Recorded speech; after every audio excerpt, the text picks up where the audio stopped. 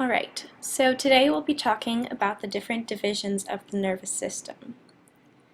The nervous system, like all of the other systems in the body, is a collection of different organs. It is a network that is sending signals to the body and also receives signals from the body. So the best way to think about the nervous system is that it's the manager of the body. It hears what the workers are saying, sees what they're doing, and then it tells them what they should do in the future, like other commands for them. The first part of this nervous system, one of the two main categories, is the central nervous system. Later we'll be talking about the peripheral nervous system, which is the second large category.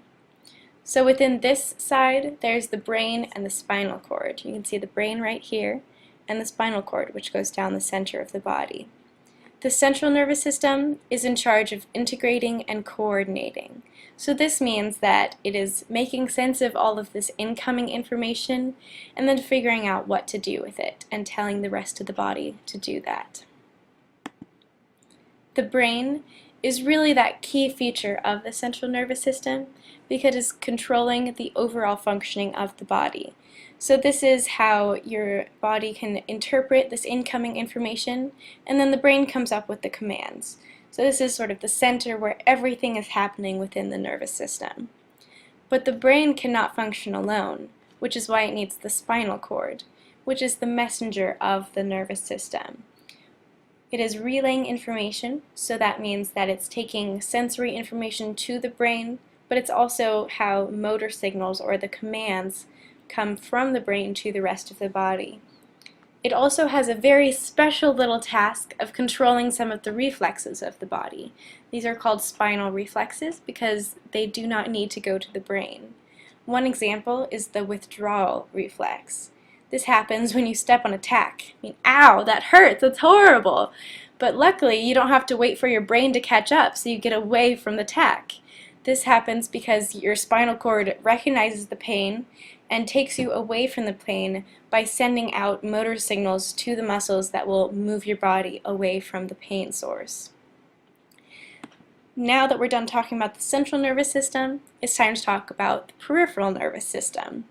So like I said that the brain can't work alone and needs the spinal cord to be its messenger, the spinal cord also needs messengers because the spinal cord cannot go to every single organ in the body. Because of that, the peripheral nervous system has nerves that connect the spinal cord to different parts of the body. So you can see in the picture there's the cranial nerves. So these are the nerves that control different areas of the face. And then there are the spinal nerves, which are what connect the spinal cord to the different organs like the heart or the stomach, things like that. So this is really the system that is transferring information throughout the entire body.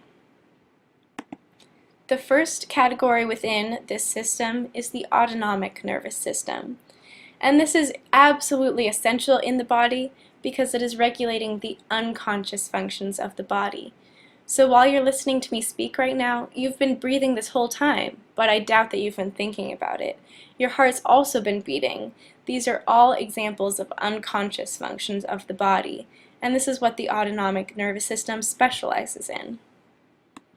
It does this with the help of two systems.